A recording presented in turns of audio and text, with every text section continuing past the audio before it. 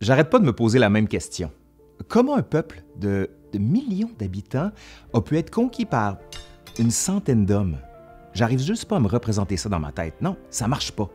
Bon, pendant longtemps, dans les livres d'histoire, on s'est surtout basé sur les sources européennes pour comprendre comment les Aztèques ont été conquis par les Espagnols. On donnait plein de raisons. Bon, la guerre interne, le système religieux, les avancées technologiques, puis tout ça, c'était très schématique. Puis bien honnêtement, j'avais envie d'en savoir plus, d'entrer dans les détails. En plus, malgré toutes les hypothèses qu'on pouvait lancer, il restait une inconnue, ou plutôt une zone d'ombre, qui empêchait d'embarquer pleinement dans cette histoire européano-centriste, en l'occurrence, comment ça s'est passé de l'autre côté. Ouais, pour le dire plus clairement, là, comment les Aztèques ont vécu et se sont ensuite raconté la conquête espagnole. Parce que des traces, là, il y en a pas mal, mais pour certains historiens et historiennes, c'était surtout anecdotique, puis pas vraiment en lien avec ce qu'ils voulaient savoir.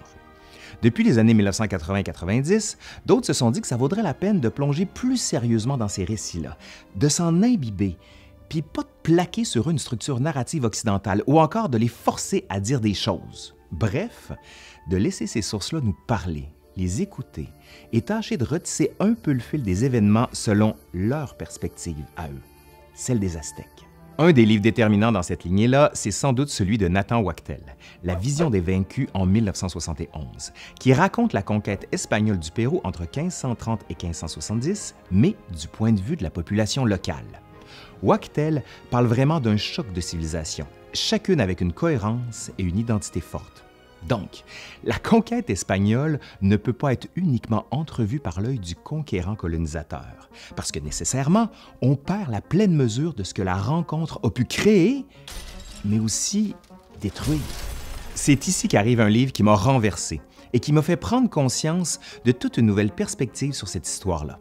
Je parle ici du magnifique Fifth Son, A New History of the Aztec, publié en 2019 par Camilla Townsend, qui a récemment été traduit en français, juste ici, sous le titre Le Cinquième Soleil, une autre histoire des Aztèques en 2024 chez Albin Michel. C'est vraiment passionnant, il faut aller lire ça. Townsend fait partie de cette nouvelle génération d'historiennes et d'historiens qui ont pris le temps d'analyser les annales, c'est comme ça qu'on appelle ces textes-là, en langue nahuatl, langue parlée par les Aztèques. Donc, ce que je me propose de faire avec vous aujourd'hui, en suivant les recherches de Camilla Townsend, c'est de comprendre l'outillage mental des Aztèques, comment leur monde se présentait et aussi comment la conquête espagnole a été vécue. Aussi, pour celles et ceux qui voudraient aller plus loin, il faut absolument lire le livre de Camilla Townsend, Le Cinquième Soleil. C'est passionnant. Mais aussi, toute la bibliographie de la présente vidéo se retrouve en description juste ici en bas. Donc, allez. Aujourd'hui, à l'Histoire nous le dira, la conquête espagnole vue par les Aztèques. C'est parti.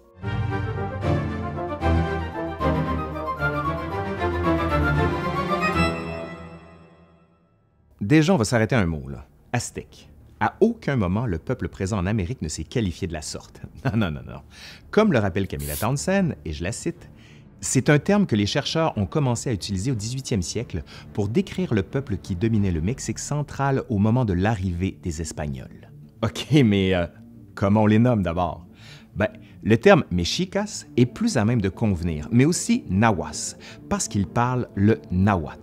Pour les besoins de la cause, et parce que de nombreux chercheurs continuent de l'utiliser, dont Camilla Townsend, je vais continuer de les qualifier d'Aztèques, mais aussi parfois les appeler mexicas. Question que vous ne soyez pas perdus. Donc, Aztèques, mexicas, qui parlent le nahuatl. Ça va? OK. Aussi, les chercheurs depuis le 20e siècle ont commencé à adopter les termes de Mésoamérique pour qualifier la région qui correspond aujourd'hui au Mexique. On sait que les Aztèques vont partir du nord pour venir s'établir dans ce qui est aujourd'hui le centre du Mexique dès le 6e siècle de notre ère. Et ce n'est pas avant le 12e et 13e siècle qu'ils vont parvenir à gagner et à s'installer dans la vallée de Mexico. On y cultive le maïs et les haricots, comme d'ailleurs la grande majorité des peuples qui se sont établis dans la région. On y travaille aussi l'obsidienne, qui ressemble à s'y méprendre à du verre noir, mais qui est en fait une roche volcanique qui permettait de faire des pointes de flèches et des outils en tout genre. Cependant, on ne saurait comprendre le monde aztèque sans expliquer la mythologie qui structure leur monde. Si vous voulez en savoir plus ici, il faut absolument lire le livre de Karl Taube, qui est parfait là-dessus, et je vous le conseille fortement. Commençons dans un premier temps avec le mythe d'Aztlán, qui raconte comment les Mexicas ont quitté leur terre ancestrale sur ordre de leur dieu, Huitzilopochtli, dieu de la guerre et du soleil, pour trouver une nouvelle maison. Il faut cependant aussi rappeler que le panthéon des dieux, tout aussi riche qu'il soit, est à mettre en relation avec les origines du monde, selon les Aztèques. En effet, selon ces derniers, le monde a été créé et détruit à 4 reprises, ce qui fait que nous sommes actuellement dans la 5e génération ou, comme les Aztèques le disaient, au 5e soleil, d'où le titre du livre de Camilla Townsend. Et pour le faire rapidement, là, on peut dire que, et je cite, « Les 4 premiers mondes étaient imparfaits, chacun avec son propre soleil et ses propres créatures vivantes, avaient tous été détruits et que la terre avait été laissée dans l'obscurité. » Le panthéon aztèque est, comme dans le cas des autres mythologies, un reflet de leur vision du monde et il est riche en symbolisme. Chaque dieu joue un rôle déterminant dans la compréhension de la vie, de la mort et de l'univers. Sans avoir à tous les évoquer, on peut rappeler certains des dieux les plus importants, notamment avec Tezcatlipoca, qu'on appelle le miroir fumant, qui est le dieu de la nuit, de la sorcellerie et des conflits. On le voit souvent représenté avec un miroir d'obsidienne au niveau de la poitrine. Vient ensuite Quetzalcoatl, dit le serpent à plumes, qui est le dieu de la sagesse, du vent, mais aussi de la vie.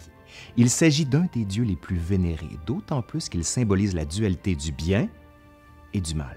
Considérons encore Tlaloc, dieu de la pluie, ou en langue nahuatl, celui qui fait ruisseler, mais aussi Mixcoatl, dieu des chasseurs et des guerriers. Dans la langue nahuatl, on dit plutôt serpent des nuages. N'oublions pas non plus Xochiquetzal, dieu de l'amour et de la beauté, mais aussi Mictlantecutli et Mictecacihuatl, respectivement dieu et déesse de la mort. Ajoutons enfin Huitzilopochtli, colibri de gauche, qui est le dieu de la guerre et du soleil, en plus d'être le protecteur de la cité de Tenochtitlan, dont je vais parler bientôt. Fait notable et qui va grandement marquer les Espagnols, mais aussi toute la culture populaire aujourd'hui, pensons au film de Mel Gibson, Apocalyptico, les sacrifices humains. Ouais.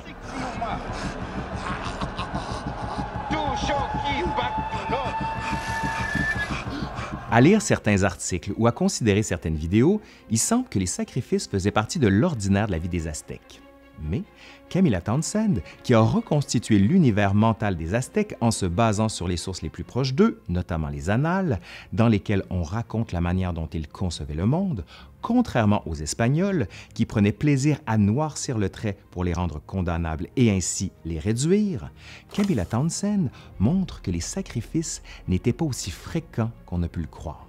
En effet, il faut s'enlever de la tête l'idée voulant que, et je cite, le cœur était arraché et leur corps projeté vers le bas sous les hurlements quasi extatiques de la population. Non, c'est pas comme ça que ça se passait. Selon l'historienne, bien au contraire, et je la cite toujours, ce spectacle fascinant qu'était le sacrifice humain se déroulait, semble-t-il, dans un calme grave. Plus encore, la plupart des victimes étaient des hommes en général, des prisonniers de guerre. Reste que ces sacrifices existaient bel et bien, mais ils s'intégraient dans une conception religieuse, soit celle voulant que les dieux avaient besoin de se nourrir de cette énergie vitale afin de pouvoir maintenir l'ordre du cosmos, tout en assurant la survie de l'humanité. Pour Huitzilopochtli, par exemple, cela lui permettait d'assurer le lever du soleil à chaque jour. Les sacrifices servaient également à fonder le pouvoir, qu'il s'agisse de celui de l'État, en sacrifiant des hommes de la population récemment conquise, ou encore lors des guerres, notamment lors de ce qu'on a appelé les guerres fleuries, se déroulant tous les 2 ou 3 ans, qui étaient spécifiquement organisées, entre autres, pour capturer des victimes pour les sacrifices. Différentes épreuves se déroulaient, ce qui a fait dire à certains historiens qu'il y avait des ressemblances avec les Jeux olympiques. On s'adonnait notamment à un jeu de balle où l'on devait, parfois, faire pénétrer la balle dans un anneau en pierre. Ceux qui remportaient le match avaient la vie sauve. Ouf. Dans ce qu'on appelle le Codex Borbonicus, on peut voir le type de sacrifice qu'on retrouve chez les Aztèques. Contrairement au calendrier Maya, celui des Aztèques a fait couler moins d'encre aujourd'hui. Mais il permet de réaliser que pour les Aztèques, le temps est cyclique, comme on l'a vu avec le 5e soleil et la destruction des 4 premiers mondes avant. En fait, on avait 2 calendriers. Le premier, composé de 18 mois, qui chacun comptait 20 jours, pour un total de 365 jours, et le second, qui était purement cérémoniel, qui avait 13 mois de 20 jours chacun. Camilla Townsend nous explique le calendrier, et je vous la cite. Les deux cycles de temps revenaient à leur point de départ au bout de 52 années solaires. Ainsi, un faisceau de 52 ans, comme ils l'appelaient, avait pour eux l'importance que revêt pour nous un siècle. Pour nommer chaque année, ils la liaient au chiffre le plus important du calendrier cérémoniel, 13. Les 52 années étaient divisées en 4 groupes de 13, de la façon suivante. 1. Roseaux, 2. Silex, 3. Maisons, 4. Lapins, 5. Roseaux, 6. Silex, 7 maisons, 8 lapins, 9 roseaux, 10 silex, 11 maisons, 12 lapins, 13 roseaux, et l'on recommençait à 1 silex.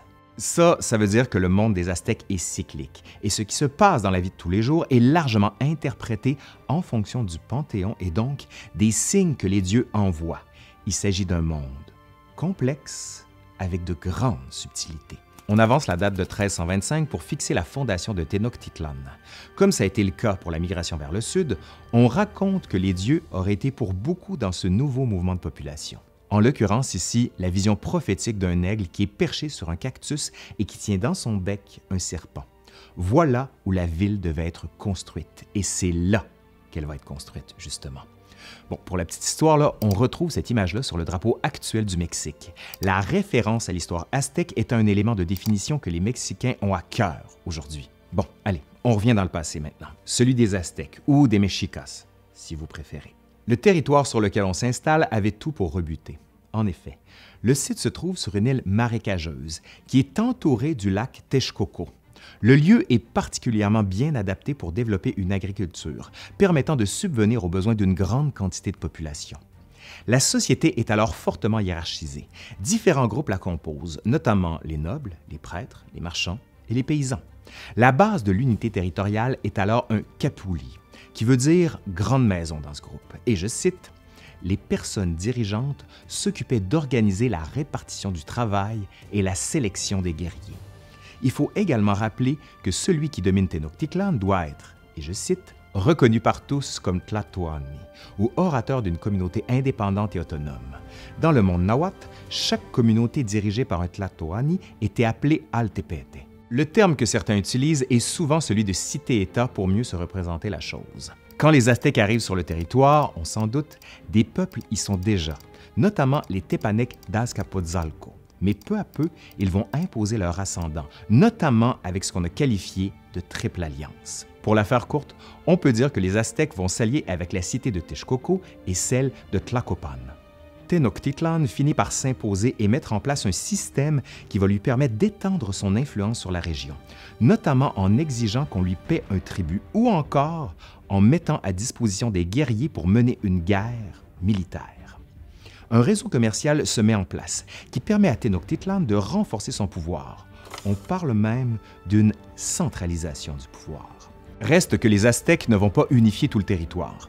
Camilla Townsend parle de poches de résistance ici et là, notamment à Tlaxcala, qui elle-même était une confédération de 4 Altapete. Contrairement à Tenochtitlan, Tlaxcala se trouve plutôt dans une région montagneuse, et je cite Camilla Townsend, qui est nichée au cœur d'une vallée au milieu de bois de pin. Elle était à l'abri et aisément défendable. On l'a vu, les Aztèques veulent rassembler ces Altepete afin de pouvoir imposer leur domination et leur réclamer un tribut. C'est pour tâcher de conquérir Tlaxcala qu'on va mettre en place les guerres fleuries, que j'évoquais plus haut. Pour les Aztèques, ça leur permet d'avoir des prisonniers pour procéder à leurs sacrifices, alors que pour les Tlaxcaltèques, il s'agit plutôt de refuser de se soumettre à la domination des Mexicas. On agissait ainsi pour ne pas faire de guerre ouverte et risquer de dépenser de l'argent qu'on n'avait pas à ce moment-là. Comme le souligne Camilla Townsend, et je la cite, « Ne pas attaquer Tlaxcala et ne la tenir pour ennemie que dans le cadre des guerres fleuries était une bien meilleure stratégie. » Cependant, les Aztèques ne savaient pas que des étrangers étaient sur le point de débarquer sur le continent et ainsi, et je cite toujours Camilla Townsend, « Les dirigeants ne pouvaient deviner qu'un jour, cette prudence leur coûterait cher lorsqu'un nouvel ennemi, plus fort qu'eux, débarquerait sur les côtes et trouverait en Tlaxcala un parfait allié. » Au cours du 15e siècle, on va retrouver dans la vallée du Mexique actuelle quelques 1,5 millions d'habitants et la ville de Tenochtitlan, située sur une île qui fait environ 15 km², compte quelques 50 000 habitants. Si on compte les habitants qui s'agglutinent autour, on monte facilement à 100 000, nous dit Camilla Townsend. Avant de voir arriver les Espagnols, quelques mots sur les sources utilisées pour comprendre la perspective aztèque. Pendant longtemps, je l'ai dit, là, les historiens et les historiennes se sont appuyés sur les documents espagnols pour comprendre la société aztèque, mais surtout la manière dont ils ont été conquis par les Espagnols. Forcément, il y a des biais très importants qui se trouvaient dans les sources des conquérants qui, sans être mis en question, étaient cependant relevés. Il est déterminant et surtout nécessaire d'offrir l'autre perspective, celle des conquis. Les découvertes archéologiques ont été aussi mobilisées pour essayer de comprendre la manière dont les Aztèques ont vécu les choses. Camilla Townsend, à juste titre, écrit, et je la cite, « Cette entreprise risquée a inévitablement conduit à des distorsions. » Ouais, des distorsions qui ont fait que l'image que l'on a eue des Aztèques était celle d'un peuple sanguinaire, violent et lubrique. Ces mêmes distorsions se sont retrouvées dans les manuels scolaires. Et je cite Camilla Townsend, « On enseigne aux jeunes que les peuples autochtones les plus nobles n'attendaient que d'être libérés d'un si cruel régime. » Déjà, il faut éloigner cette image-là. Camilla Townsend rappelle que, et je la cite, « Les Aztèques ne se reconnaîtraient jamais dans l'image de leur monde telle qu'elle ressort dans les livres et les films que nous avons produits. Ils se considéraient comme des gens humbles, qui avaient su tirer le meilleur parti d'une situation peu favorable, qui avaient fait preuve de courage et en avaient ainsi récolté les fruits. Plus encore, ils croyaient profondément à la nécessité d'apprécier la vie. Ils dansaient avec joie, déclamaient leurs poèmes, aimaient les bonnes blagues. » Contrairement à ce qu'on a pu dire ou laisser croire, les sources aztèques, comme on le sait, là, existent bel et bien. Plusieurs histoires, mythes et récits ont pu être consignés dans des livres qui étaient pliés en accordéon.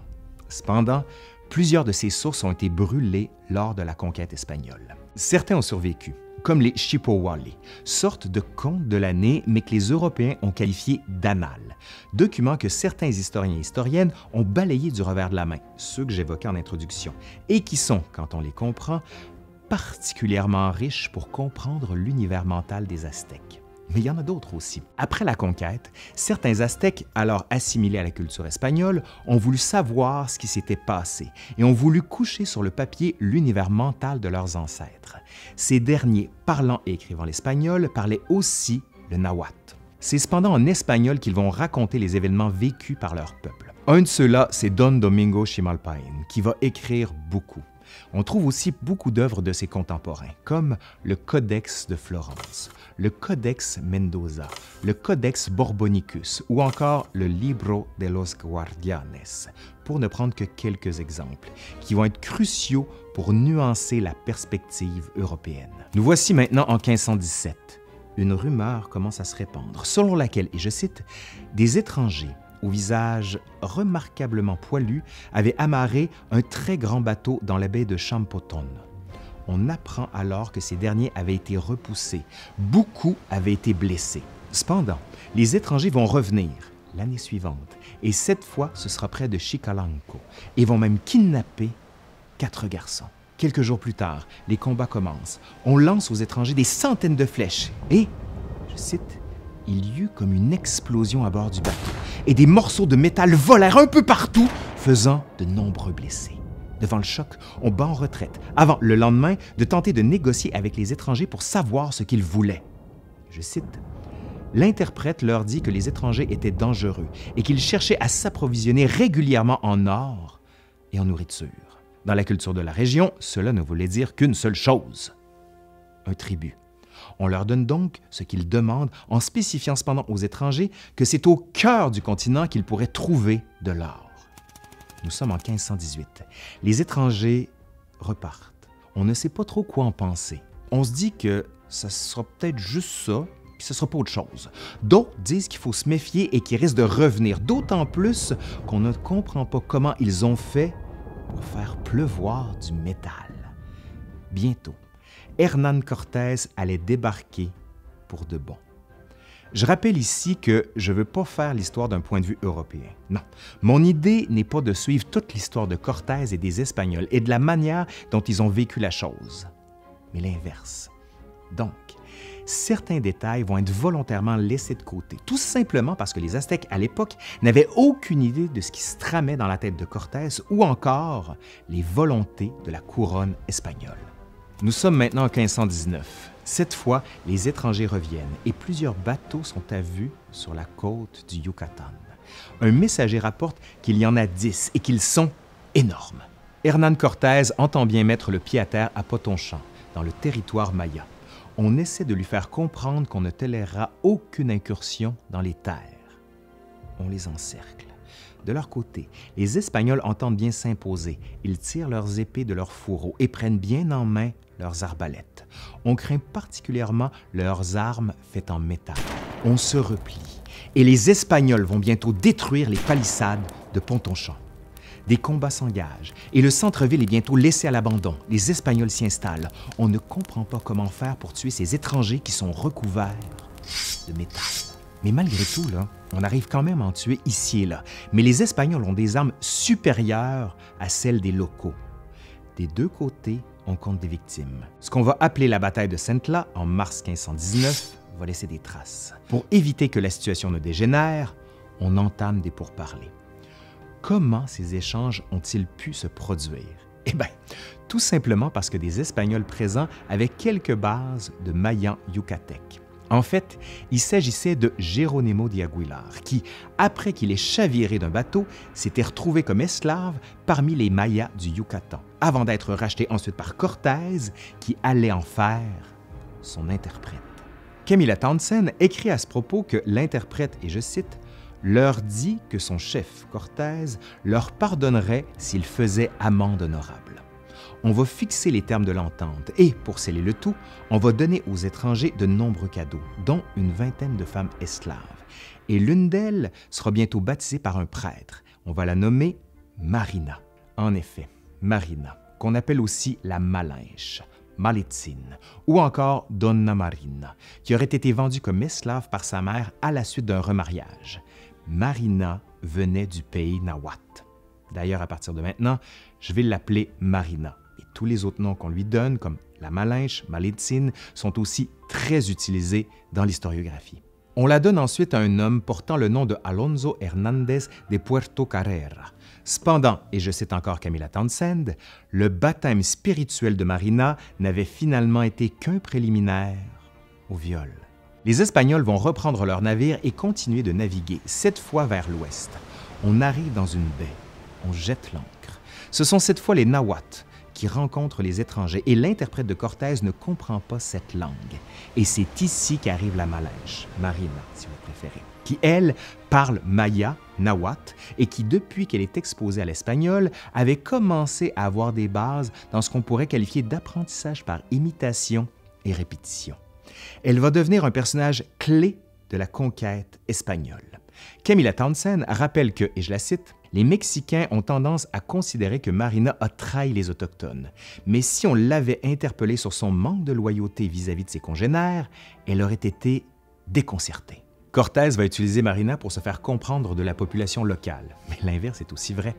Ceux qui se désignent alors sous le vocable de Nican Titlacan, soit nous, les gens d'ici, veulent connaître les intentions de ces étrangers. Ici, on rapporte souvent une histoire pour expliquer la facilité qu'a eu Cortés et ses troupes pour progresser rapidement dans le territoire, soit l'idée qu'il aurait été considéré par les Aztèques comme un dieu et que sa présence n'avait d'autre fonction que de réaliser une ancienne prophétie. Rien de tout cela n'est véridique. Plus encore, Camilla Townsend considère cette idée comme absurde, ajoutant que si Moctezuma II, dirigeant des Mexicas, avait entendu cette histoire, et je cite, « il aurait certainement éclaté de rire ». Plus encore, dans les écrits de Cortés, on ne retrouve aucune mention voulant qu'il ait été considéré comme un dieu. Donc, cette idée, on la prend puis on la met aux poubelles. Ça a été fabriqué ultérieurement. Et pour le détail, je vous renvoie encore une fois au livre de Camilla Townsend. Petite parenthèse ici pour vous parler de Moctezuma II, qui est le 9e empereur des Mexicas. Il va consolider son empire et tâcher de le maintenir en paix en mettant en place des réformes et en centralisant un peu plus son administration. C'est lui qui est au cœur du pouvoir quand les Espagnols débarquent. Parce qu'en effet, c'est bien Moctezuma que Cortés cherche à rencontrer. Mais le dirigeant aztèque était bien au fait de ce qui se passait sur le territoire, et les faits et gestes des étrangers lui étaient régulièrement rapportés par les différents messagers qu'il dépêchait sur son territoire. Le problème de l'épopée de Cortés en 1519, c'est que la seule source dont nous disposons pour comprendre comment le tout s'est déroulé est l'œuvre d'un Européen. Ouais, en l'occurrence, Cortés lui-même. Sans vouloir tout remettre en question, là, il faut quand même faire attention aux conditions de production de ce texte, soit celui d'un Espagnol qui a tout intérêt à montrer que les bons côtés de son aventure et de se couvrir de gloire de toutes les manières possibles. Parce que, ne l'oublions pas, ce type de texte est souvent écrit pour inciter de potentiels commanditaires pour financer d'autres voyages. Bon, on reprend. Les Espagnols, maintenant, ils sont sur le territoire et ils ont faim.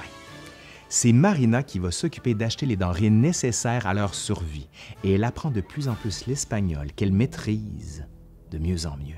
Bientôt, elle va commencer à conseiller Cortés dans ses prochaines actions, qui, lui, cherche à rencontrer Moctezuma. Mais les messagers de ce dernier refusent systématiquement de le conduire devant le souverain local. Marina lui explique alors un peu la manière dont fonctionne le pays des Nahuatl et lui explique qu'il devrait, et je cite, pouvoir se rendre d'abord dans une ville totonaque rebelle, puis à Tlaxcala, dont les habitants détestaient les Mexicas. Ainsi, le plan se déploie. Utiliser les dissensions internes pour avancer plus facilement, voire pour s'allier avec une partie de la population locale pour atteindre le centre de l'Empire. Petite parenthèse européano-centriste ici. Cortés était parti des Caraïbes sans avoir demandé l'autorisation à son commandement. Et au départ, il ne devait réaliser qu'une visite exploratoire du territoire. Mais Cortés en veut plus. La rencontre avec Marina et ce qu'il apprend le démange de plus en plus. Il ne veut pas se contenter d'une simple exploration. Il a alors près de 500 hommes sous ses ordres et il entend bien les utiliser pour réaliser un coup de force.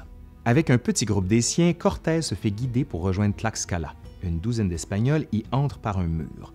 Cortés veut y laisser ses hommes, mais les Tlaxcaltèques ne l'entendent pas de cette oreille. Le combat s'engage. Plusieurs Espagnols sont blessés. Cortés réalise qu'il ne peut pas diviser ses troupes. Il devra compter sur tous ses hommes pour s'imposer. Après plusieurs tentatives, les Espagnols s'imposent et prennent pied dans Tlaxcala. Cortés demande alors à Marina de leur dire qu'il souhaite la paix. Commencent alors des discussions. Marina, une fois encore, va avoir un rôle déterminant dans l'affaire. On offre des cadeaux à Cortés, mais celui-ci est formel. Il veut surtout pouvoir être accompagné de plusieurs guerriers afin de pouvoir défier Tenochtitlan, dont on lui a parlé. Après d'âpres négociations, la demande est acceptée. On compte maintenant 500 Espagnols et 1000 guerriers de Tlaxcala. Qu'est-ce qui se passe à Tenochtitlan? Que fait Moctezuma? Pour le dire simplement, il attend et il réfléchit. Il fait cependant une proposition aux étrangers, soit, et je cite, de verser un tribut annuel, de l'or, de l'argent, des esclaves et des textiles, que les étrangers désiraient à la seule condition qu'ils n'entrent pas sur ces terres. Pourquoi est-ce qu'il fait cette proposition-là? Pourquoi est-ce qu'il offre autant aux étrangers? Bien, parce que d'après ses messagers qui rapportaient comment se comportaient les étrangers, Moctezuma a vite réalisé que l'affrontement direct allait sans doute se solder par une défaite. On lui parlait d'armes encore jamais vues, avec une puissance exceptionnelle. Et même s'il gagnait contre les étrangers, Moctezuma savait que cela allait lui coûter très cher, notamment parce qu'il lui aurait fallu déployer un grand nombre de ressources et de troupes. Devant ces pertes immenses, il risquerait alors de perdre ses alliés et donc son empire serait en jeu.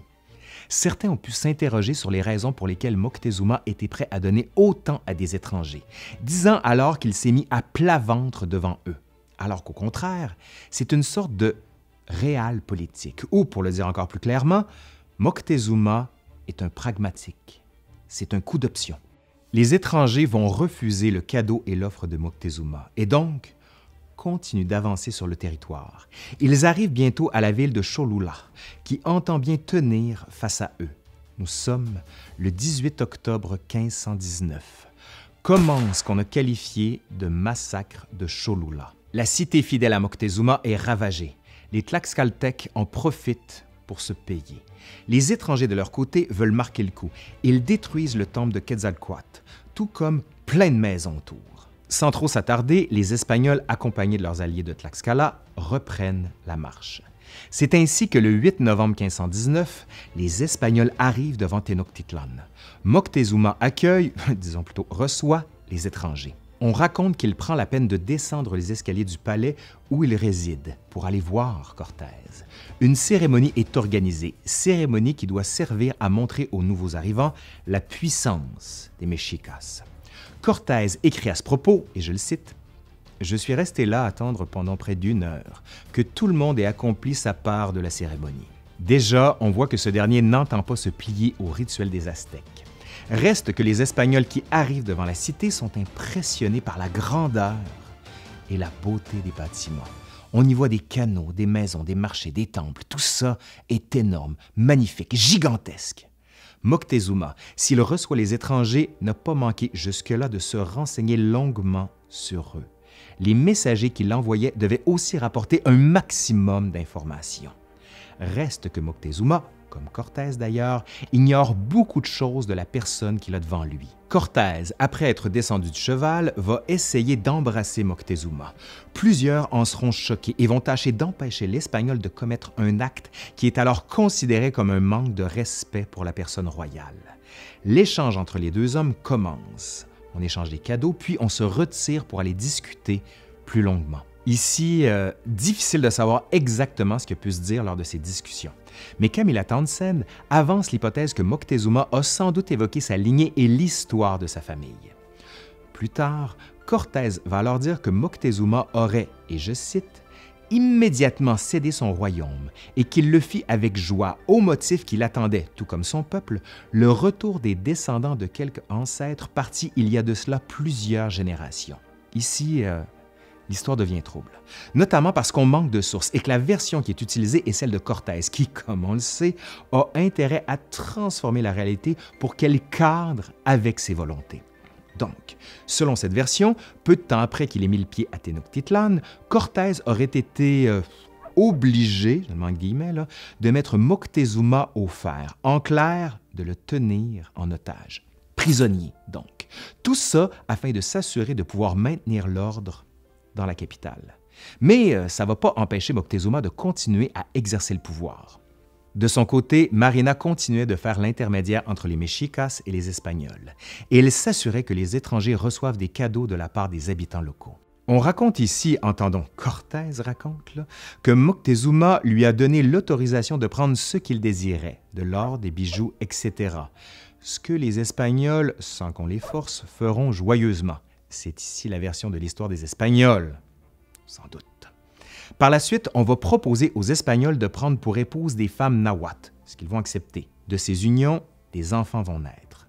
Puis, quelques mois plus tard, nous sommes maintenant en avril 1520, Moctezuma reçoit des messages de la côte. On lui apprend que 13 navires ont été aperçus et qu'il compte environ 800 étrangers. Le souverain prend alors la décision d'en informer Cortés.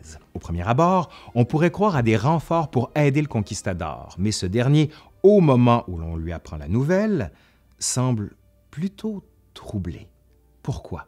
Eh bien, parce que Cortés n'avait jamais réclamé de renfort et que la présence de cette troupe qui se dirigeait vers lui voulait sans doute dire qu'on allait lui demander des comptes, car, comme on le sait, il ne devait faire qu'une mission d'exploration et disons qu'on n'était plus là depuis un méchant bout de temps. Ouais.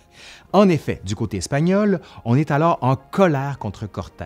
Plus précisément, le gouverneur Diego de Velázquez, qui avait été mis au courant de l'expédition de Cortés et de ses exactions contre la population locale, se dit qu'il fallait agir.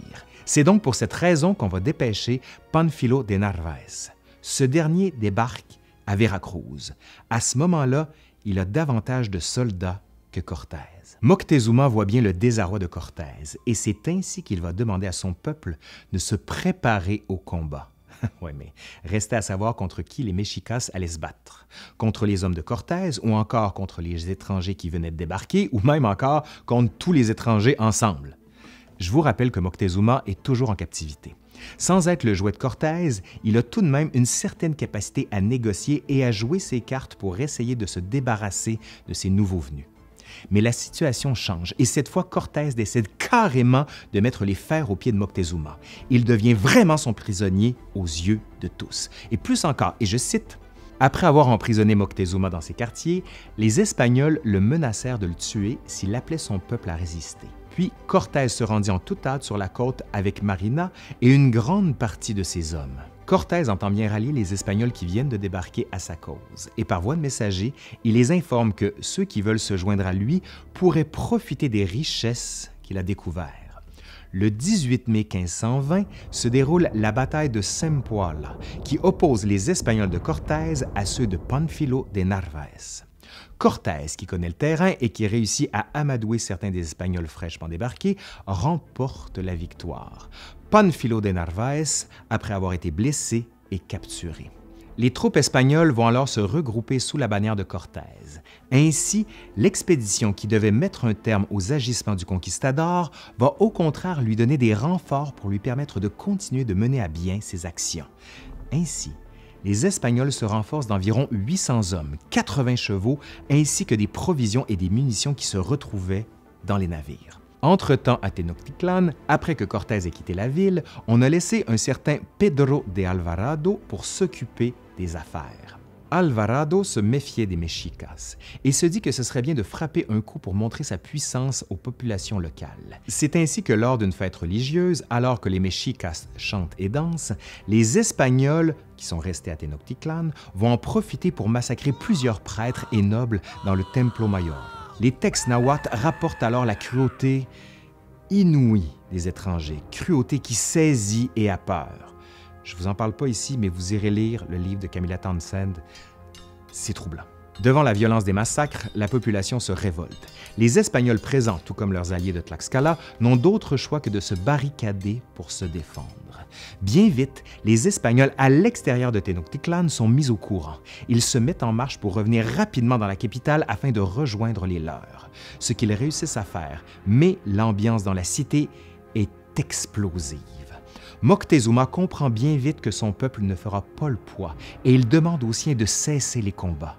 Si certains a posteriori ont considéré l'attitude de Moctezuma comme lâche, on oublie, comme le rappelle Camilla Townsend, et je la cite, qu'un dirigeant qui perdait la tête ou qui se montrait arrogant et entêté au point d'engager son peuple dans des guerres impossibles à gagner était tenu pour le dernier des imbéciles. Plus encore, c'est le pragmatisme de Moctezuma qu'il faut une fois encore prendre en considération. Et je cite, « Moctezuma, qui avait gouverné pendant 18 ans plusieurs dizaines de milliers de Mexicas, était parfaitement conscient de la haine que ceux-ci inspiraient au peuple alentour. En outre, pour avoir eu de longues discussions avec Marina et les Espagnols, il savait que beaucoup d'autres étrangers allaient venir. Tous ne partagent pas l'avis de leurs dirigeants et plusieurs se disent qu'il est grand temps de se débarrasser de ces étrangers qui imposent trop facilement leur volonté. Cortés va réaliser qu'il n'est d'espoir que dans la fuite. En gros, il doit quitter la ville s'il veut vivre. Donc, côté espagnol, on prend tout ce qu'on peut et on part. Selon différentes sources, on raconte que Cortés aurait pris la décision de s'en prendre à Moctezuma. Ici, en ce qui concerne la suite de l'histoire, deux versions cohabitent. Pour les Espagnols, ce auraient été les tentatives d'apaisement de Moctezuma qui auraient enflammé les Mexicas. On aurait alors jeté des pierres au souverain pour lui signifier qu'on n'était pas d'accord avec cette prise de position. Ce seraient ces pierres qui auraient blessé mortellement Moctezuma. Pour les Mexicas, c'est plutôt les Espagnols qui auraient tué le souverain, notamment parce qu'il était devenu inutile et qu'on voulait envoyer un message clair et fort. Chose certaine, Moctezuma meurt le 29 juin 1520. On pense qu'il devait avoir environ 54 ans. La fuite est devenue nécessaire pour les Espagnols s'ils veulent survivre, ce que Cortés s'emploie à préparer. On veut rassembler le plus de bijoux et d'or possible. Nous voici dans la nuit du 30 juin au 1er juillet 1520, ce qu'on va appeler a posteriori la Noche Triste. Les Espagnols partent par la seule chaussée praticable pour quitter la cité. Tenochtitlan, rappelons-nous, est entouré d'eau. Par cette route, on essaie de s'extraire le plus vite possible. C'est donc dans les premières heures de la nuit que les guerriers Mexicas fondent sur les Espagnols, s'attaquant en premier lieu aux chevaux. On en tue 56 sur 80. On pousse les Espagnols sur la route pour les prendre à revers. Le chemin est rendu presque impossible à emprunter. Il a été détruit à plusieurs endroits. Les Espagnols essaient alors de construire des ponts pour s'enfuir. Devant l'avancée des Mexicas, plusieurs Espagnols se jettent dans l'eau et se noient. Les sources mexicas rappellent cet événement. Je cite, « C'était comme s'ils étaient tombés dans un précipice. Ils sont tous tombés et ont été engloutis, les Tlaxcaltèques et les Espagnols, avec les chevaux et les quelques femmes qu'ils avaient avec eux. Le canal en était plein à ras-bord et les derniers sont passés en traversant sur les gens. Les Espagnols tentent de combattre comme ils le peuvent, mais on estime que les 2 tiers sont morts cette nuit-là, soit quelques 600 personnes. Du côté des Mexicas, c'est plutôt 2000 guerriers qui trouvent la mort. Ici, on pourrait croire que la situation est en train de se renverser, mais une ennemie, encore plus dangereuse que les Espagnols, avait débarqué en même temps qu'eux. En fait, je devrais dire, avec eux. Après la Noche Triste, Tenochtitlan est frappé par une épidémie. On ne connaît pas encore la source du mal qui s'abat sur la population. Beaucoup de guerriers sont touchés et meurent. C'est l'hécatombe. On se doute que tout cela vient des étrangers, mais on n'arrive pas à comprendre. Plus tard, on va réaliser que la variole, qui avait fait des ravages en Europe, avait contaminé les Mexicas partout là où les Espagnols avaient mis le pied. On va ensuite parler d'un choc microbien qui, dans le cas de Tenochtitlan, va faire mourir près de 50% de la population. Déjà, avec la présence des étrangers, le système politique et social avait été mis à mal, mais cette fois avec le choc microbien, c'est tout l'édifice de la société des Mexicas qui menace de s'effondrer. Cortés, de son côté, a survécu, mais il a été blessé. On a dû lui couper 2 doigts. Ses troupes se reposent à Tlaxcala, toujours allié des Espagnols. Cortés n'entend plus fuir. Il veut rester et montrer qu'il est encore puissant.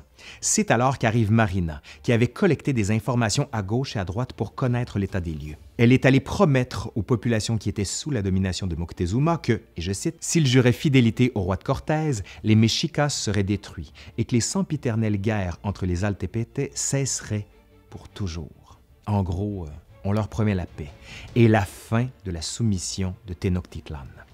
Et voici que des messagers annoncent bientôt que des bateaux sont arrivés. D'autres, et quelques mois encore, d'autres bateaux encore. Les Espagnols ont de plus en plus de renforts. En avril 1521, Cortés fait la revue de ses troupes et il réalise qu'il a, et je cite, 86 chevaux, 118 arquebusiers et arbalétiers, 700 fantassins armés d'épées et de boucliers, 3 grands canons de fer, 15 petites pièces de bronze et 10 quintaux de poudre. Bref, il y a du stock. Dans les villages, la nouvelle des renforts espagnols se répand comme une traînée de poudre. On veut s'allier au plus fort, donc plusieurs villages rejoignent les rangs espagnols. À Tenochtitlan, après la mort de Moctezuma, c'est Cuitlahuac qui prend le pouvoir. Ce dernier a marié la fille de l'ancien dirigeant, Tecuichpotzin, alors aussi appelée Isabel Moctezuma. L'épidémie de variole fait des ravages dans la ville et va même emporter le successeur de Moctezuma. Isabel Moctezuma va ensuite épouser le nouveau dirigeant, Cuauhtémoc, qui est dans la jeune vingtaine. Pour ce dernier, une seule option est de mise face aux étrangers: la force. Reste que les Espagnols, maintenant renforcés, avancent de nouveau au cœur des terres. Leurs alliés connaissent bien le territoire et la manière de prendre à revers les défenses mexicas. Camilla Townsend rapporte que, et je cite, « Les étrangers mirent en place une stratégie qu'ils répétèrent plusieurs semaines durant. Ils utilisaient leurs canons pour abattre les murs fortifiés construits par les Mexicas. Ils démolirent même les bâtiments entiers. Puis, ils envoyèrent leurs alliés indigènes remplir les canaux de gravats ou de sable, tout en les couvrant avec leurs arbalètes et leurs canons à longue portée. Une fois que les Espagnols avaient ainsi obtenu l'espace plat et dégagé, ils pouvaient facilement en garder le contrôle grâce à leurs chevaux et leurs lances. Devant cette supériorité technique, les Mexicas comprennent rapidement qu'ils ne feront pas le poids. Plus encore, pendant cette année 1521, l'épidémie était à son comble et une famine va commencer à toucher une grande partie de la population. Toutes les conditions sont rassemblées pour voir les étrangers remporter la victoire finale. C'est au mois d'août que commence le siège de Tenochtitlan. On attaque par les routes et par les eaux. Plus encore, on coupe toutes les sources d'approvisionnement de la ville. Cuauhtémoc n'en démord pas. Il faut continuer d'attaquer. On envoie des guerriers en pirogue pour harceler les étrangers, mais on n'arrive pas à les déloger. Les semaines passent. Les chaleurs de l'été, l'épidémie et la famine rendent la population exsangue. Puis, les Espagnols gagnent la ville et on commence à se battre dans les quartiers. Cette bataille urbaine va coûter aux 2 côtés. les Mexicas refusent de s'avouer vaincus et continuent de livrer bataille dans les maisons et les routes de la ville. Chaque maître est défendu bec et ongle. Cortés entend bien faire un exemple et demande qu'on détruise les maisons les unes après les autres. On ne veut pas permettre aux Mexicas de pouvoir regagner du terrain et se cacher derrière des obstacles. Tenochtitlan est peu à peu détruite.